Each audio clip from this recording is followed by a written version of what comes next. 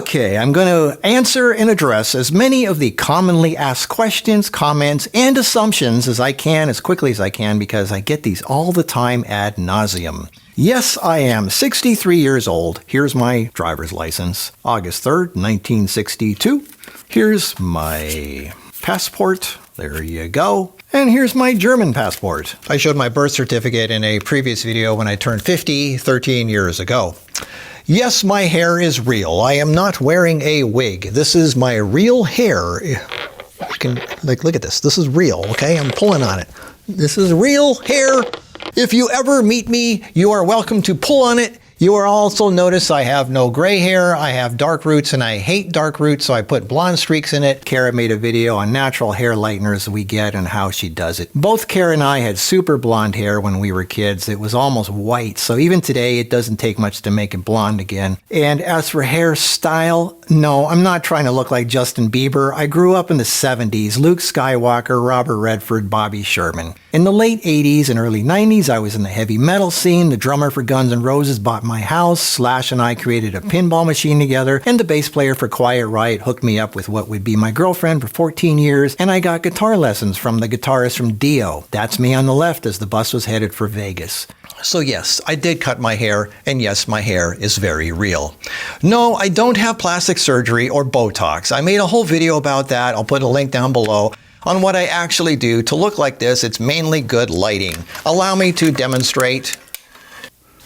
Let's turn on a different light. All right. Ew. I have forehead wrinkles, frown lines, and crow's feet. If this is plastic surgery, I want my money back. No fillers or injections. It's called good lighting. I have a photography channel for those who are interested where I teach all the tricks I learned in Hollywood, where I worked for 25 years. I get a Genesis laser treatment every now and then, and my face is a little fuller because I have a few extra pounds, and not because of my diet. I am not high fat. Some people think any fat is high fat. Well, good luck with your gallstones.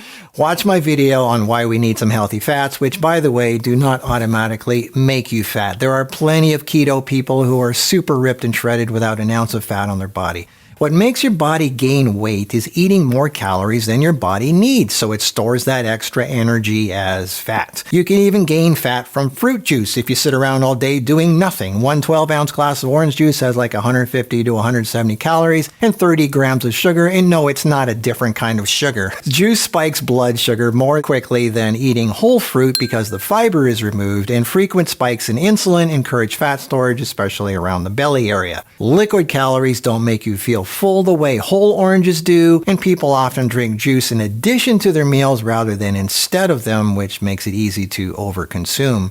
Unused calories get stored as fat. It's as simple as that. And a little extra fat fills out your face, as in my case. So if you think I have plastic surgery, if you ever meet me, I will hand you a magnifying glass and you are welcome to look for stitches and scars. I will film you doing it, and when you don't find any, I will film your apology and post it on YouTube for the whole world to see, and what a satisfying day that will be.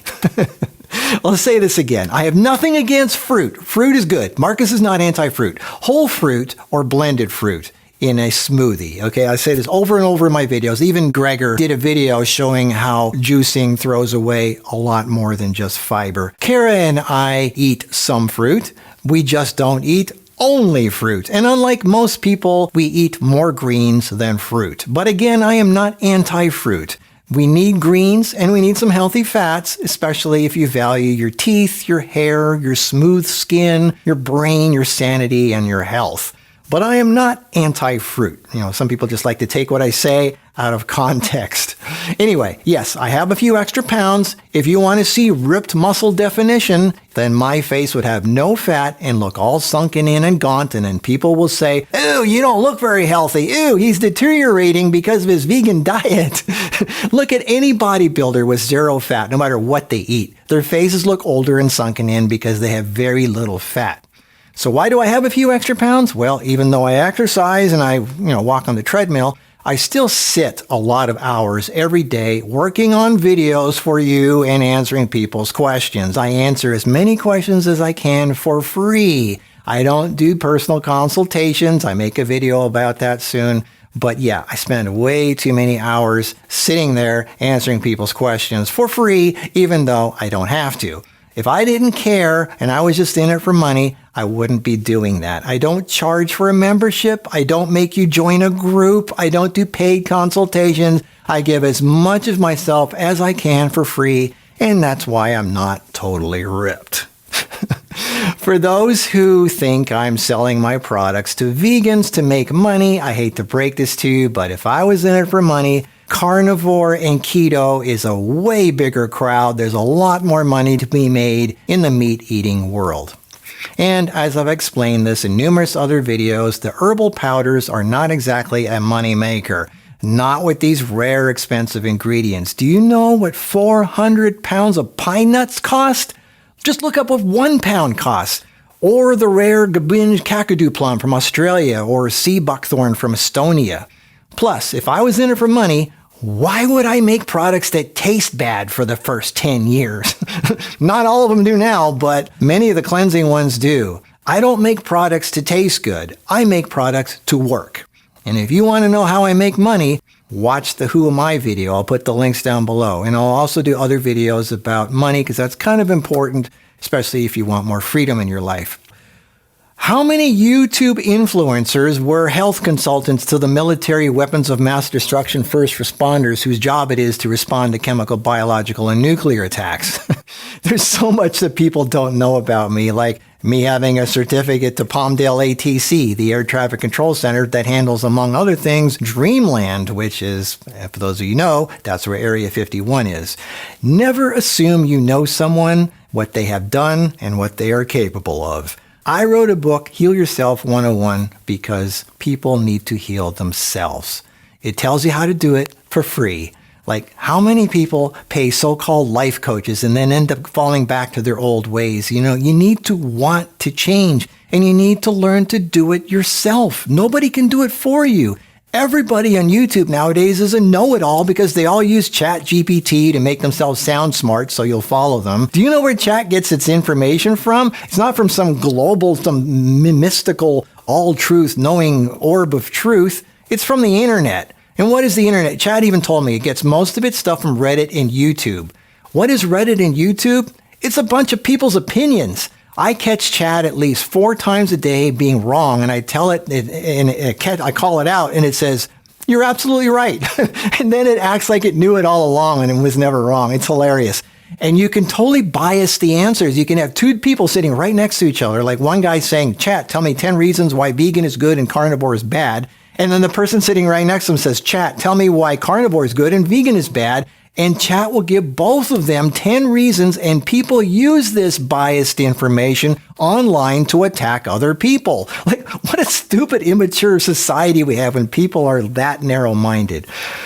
Okay, the vegan thing. What have I been saying since the very beginning? I've been saying the same stuff over and over for years. I get tired of people saying cashews aren't raw, rice paper isn't raw, miso soup isn't raw. We've said this from the beginning. Kara and I are not extremists, okay? We don't live an extreme lifestyle.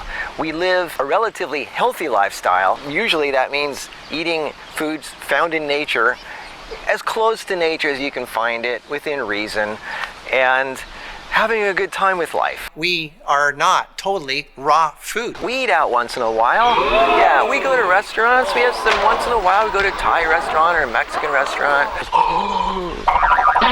Despite what people think, I do not go around saying, "I am vegan." I have always said I eat a mainly raw vegan diet. There's a difference. The reason I don't go around saying, "I am vegan," is because nobody in the modern world is 100% vegan. Animal parts are sadly used in so many things that even diehard vegans use it without even knowing it. I haven't eaten pork since 1979, I haven't eaten beef since 1982, and I stopped chicken 1985. I remember it well.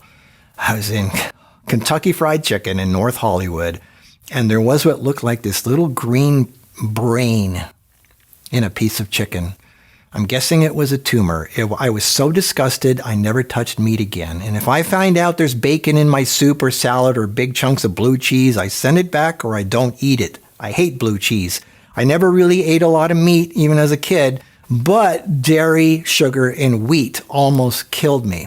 If you come to my house, there's no dairy anywhere. There's no milk, no cheese, no yogurt, nothing. I don't use honey. I use maple syrup. I don't like yogurt unless it's coconut yogurt. But I cannot police every single ingredient used in restaurants. Sometimes I don't read the fine print. I'm working on a laptop. I read the title. I don't read the fine print. And if they bring me something with pork in it, I send it back. But if there's a bit of yogurt smeared on the bottom, I just pick around it. It's no big deal. It's not the end of the world. People like to blow things out of proportion. I don't go looking for yogurt because I hate it. I try to order food without dairy, but sometimes some things slip through and I'm not going to cause a scene. It's not the end of the world and it doesn't make me a bad person.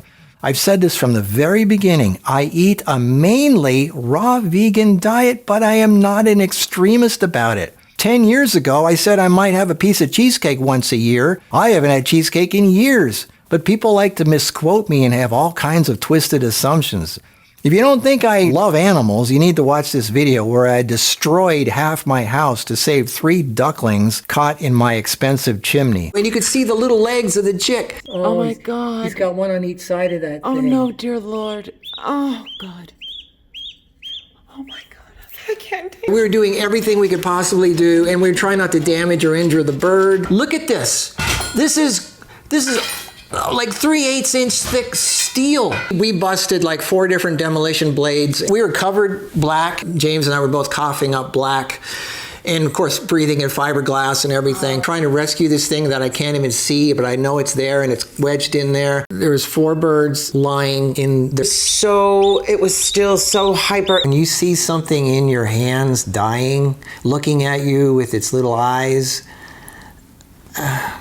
I'm sure there's some manly men out there that are going to be laughing at this and going, you guys are such a bunch of wimps. Like, we eat these things. I donate more every year to animals than most people earn in a year. And most of what I donate is not to people, it's to animals because animals cannot help themselves. Never assume the worst about someone, especially someone or people who mean well. So I eat a spoonful of cheese once a year at a random restaurant halfway around the world. Let he who is without sin cast the first stone. I mean, if you help more than you hurt, you're putting things in the right direction, right? I mean, you do what you can and you move forward. Another common misconception is that people think what they buy fresh in grocery stores has more nutrition than herbal powders. In some cases, yes, but in many cases, it's actually the opposite. I made a video about this. The stuff you get in the store was picked unripe weeks ago before it got all its nutrients out of the ground, and the moment you pick something off a tree or pull it out of the ground, it starts oxidizing. And here's the kicker. Moisture is an oxidant. The high water content in those fruits and vegetables is an oxidant. Within 2 hours, half the vitamins have been oxidized. After it gets trucked across the country, transferred to the warehouse, shipped to the grocery stores, it sits on the shelf, you buy it, you take it home and you let it sit on your shelf for another couple of days. Most of the nutrients are gone. Several university studies found many oranges tested had no vitamin C in them whatsoever. Now, on the other hand, if you wait for the plant to actually ripen, so you can gather all the nutrients, and then you pick that plant at its peak, and that's when you're supposed to eat it. Just pluck it off the tree and eat it right away. Or you dry it or freeze it right away. You're locking in the nutrients, the vitamins, the saponins, the essential fatty acids, the amino acids, the flavonoids, the antioxidants, the sterols, the polysaccharides, the monosaccharides, the chlorophyll, the minerals, the salicylic acids. And because you're taking the water out, you're concentrating all that power into a much denser form. 5 heads of kale will produce 1 spoonful of powder, and it can last for years. And when we do this with medicinal herbs and wild plants, we are talking serious power. Kale and strawberries will never give you the power that stinging nettles and sea buckthorn does. I've spent half a lifetime researching this, and there's a reason why I was flown all over the world to give talks and meet with heads of government. Do your research, and I don't mean internet hearsay and dogma. Watch the video on all the testimonials through the years. This is very real. It's funny how this one person on the internet is making such a big deal about ashwagandha like it's the latest, greatest thing. I've had it in age-free for 20 years. There's a lot other more powerful adaptogens than ashwagandha, like jogulin, for example, which is also in my age-free formula. And speaking of concentrated power, you may have noticed the sea moss is now a golden color. It's more lightweight. That's because we've upped it a notch. Some people think because it's more brown colored that it's a lower quality. It's actually the opposite. That golden color means there's more minerals in there, and this stuff is dried even more, so it's even more concentrated, and it'll make even more gel per ounce. It's so dry, it'll probably last for decades. What else? I see a lot of people taking spirulina because it's a trendy thing. They see other people taking it. Spirulina is a cyanobacteria. I stopped using it 10 years ago. Chlorella is the way to go big time, which is why it's one of the main ingredients in my protein and green formula. It's one of the most complete foods on the planet. You can practically live off this stuff indefinitely. It has all the amino acids. It's a complete protein, more than any other whole food on earth. Plus, it has all kinds of minerals, enzymes, chlorophyll, and pretty much anything else. It quadruples the friendly flora, probiotics, making it one of the most potent growth factors available. It boosts the immune system immensely. It helps children grow and stay healthy. It helps digestion. It helps remove chemicals and toxins and heavy metals from the body. Not only is it a great source of protein, but also fiber, which helps push the protein through. So I highly suggest using chlorella instead of spirulina.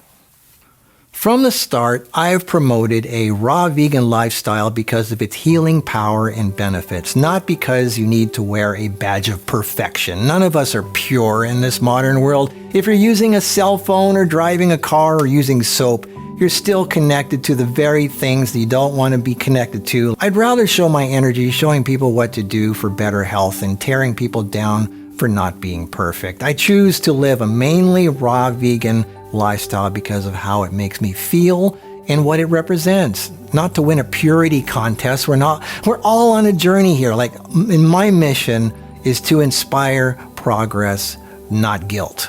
So watch my Who Am I video, watch the Do I Have Plastic Surgery video, watch my hair video, and anything else about me. I'll put the links down below. But it's all about inspiring and moving in the right direction. So I hope this helped, and I'll see you in the next video. Until then, bye-bye.